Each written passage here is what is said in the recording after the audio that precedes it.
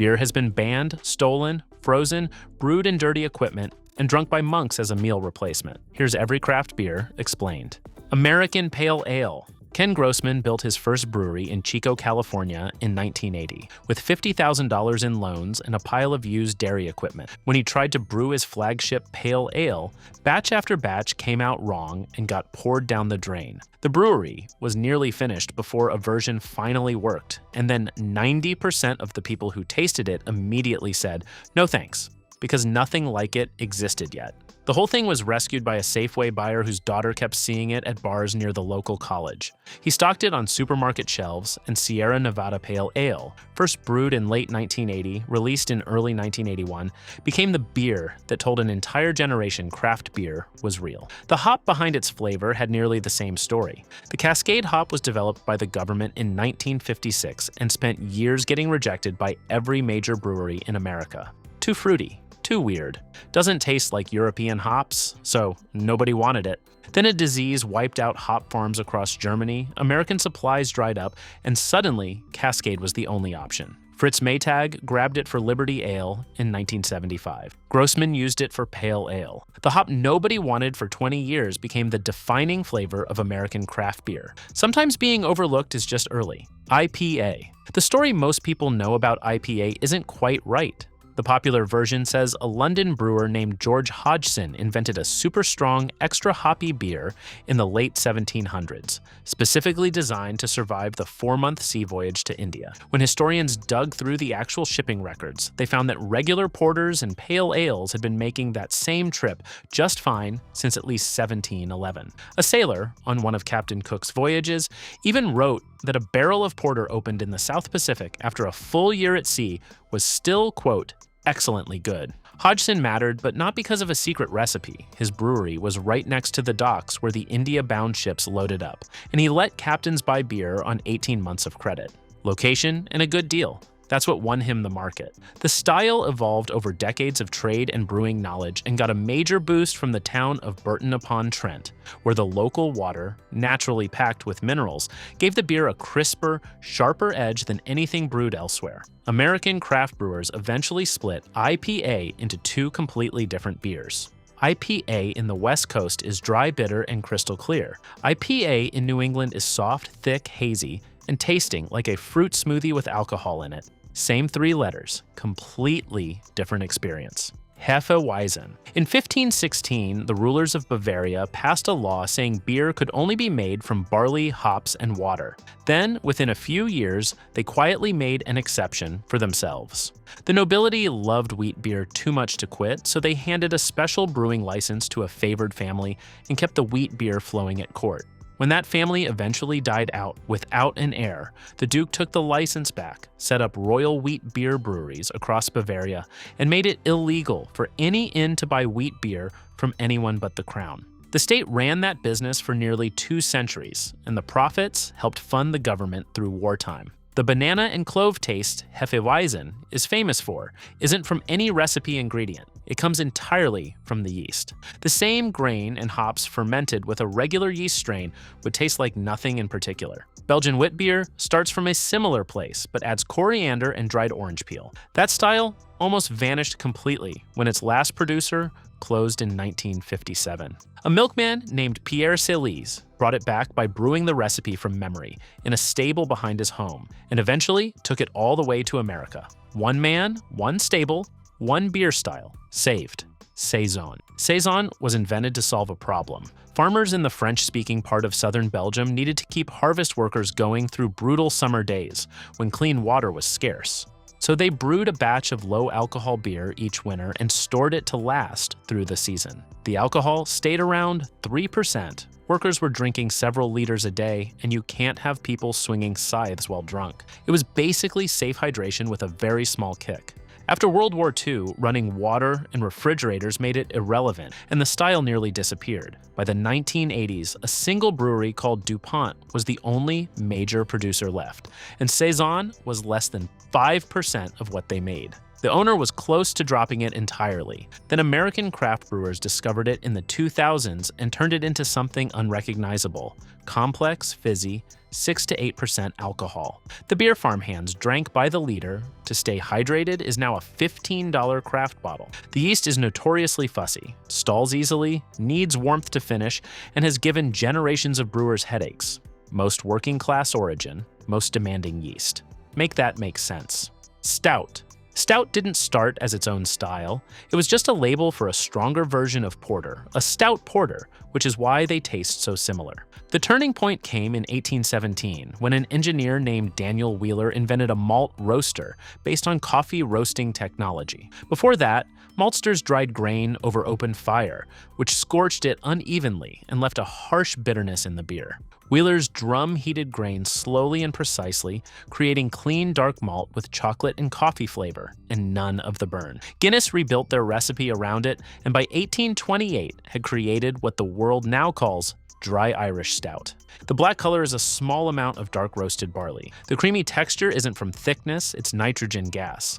The plastic widget inside the can that releases that nitrogen was first patented in 1969, then spent 15 years unused because nobody could make it work reliably. Guinness cracked it in 1988. At the other extreme, Russian Imperial Stout was brewed for Catherine the Great's court in the 18th century, strong enough to survive the sea trip from London to St. Petersburg.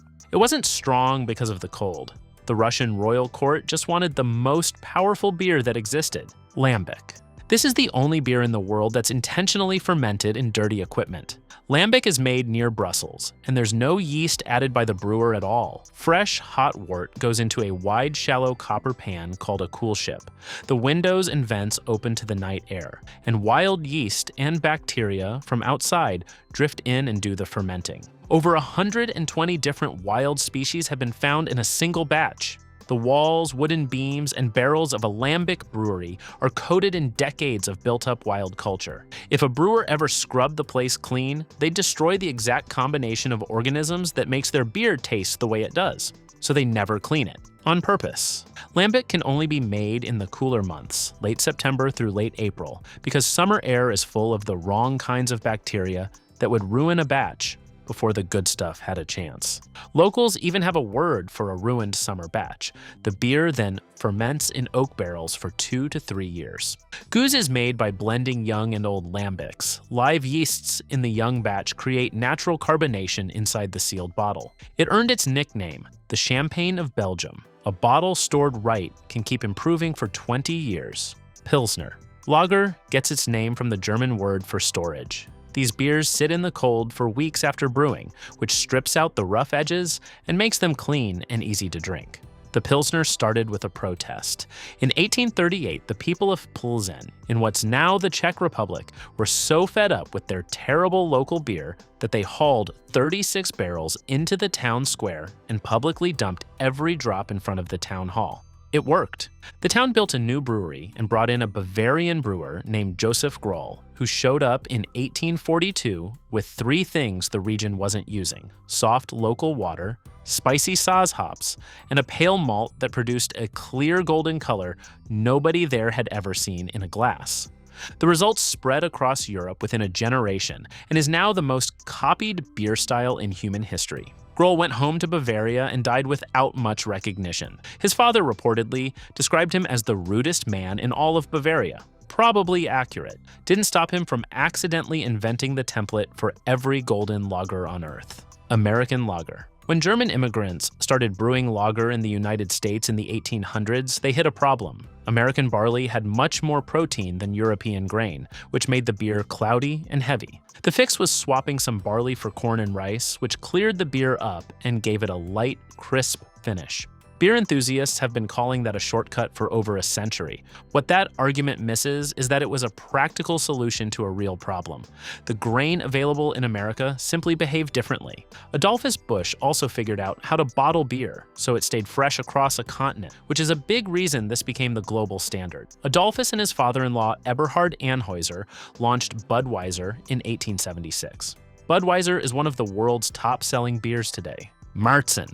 Every October, millions of people drink a beer they think is traditional Oktoberfest, and most of them are wrong. The real Märzen, which means March in German, was born out of necessity. A Bavarian law from 1553 banned summer brewing entirely because heat spoiled every batch before refrigeration existed. The workaround was a big batch brewed in March, stored in cold mountain caves all summer, then tapped in the fall. Amber, toasty, smooth, and around 6% alcohol. The Oktoberfest connection came in 1810 when it was poured at a royal wedding celebration, and the tradition carried. Sometime in the 1990s, Munich quietly switched the festival to a pale golden lager, and the classic amber original disappeared from the party it created. So if you've ever had a golden beer at Oktoberfest and thought it tasted lighter than expected, you were right. That wasn't the original. Vienna Lager. Mexico is the reason this beer still exists. The Vienna Lager was invented by an Austrian brewer named Anton Dreher in 1841.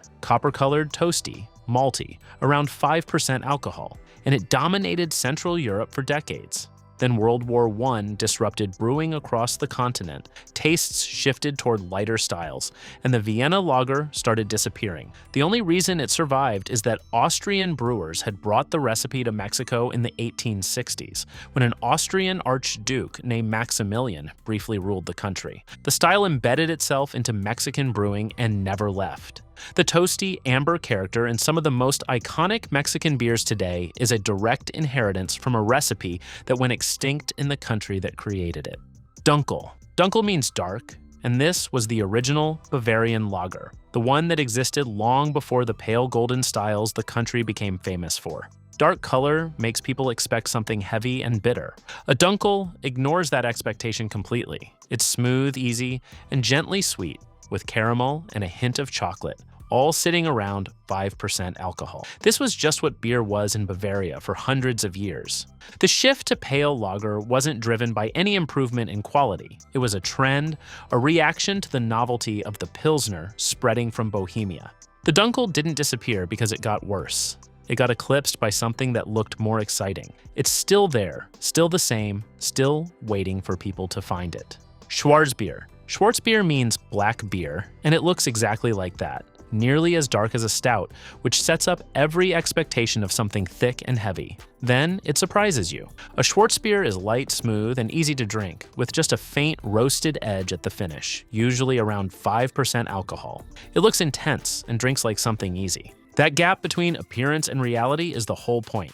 Köstritzer, the most famous example, has been made continuously since 1543, over 40 years before Shakespeare was born, and has been pulling off the same trick for 5 centuries. Bock, Doppelbock, and Eisbock.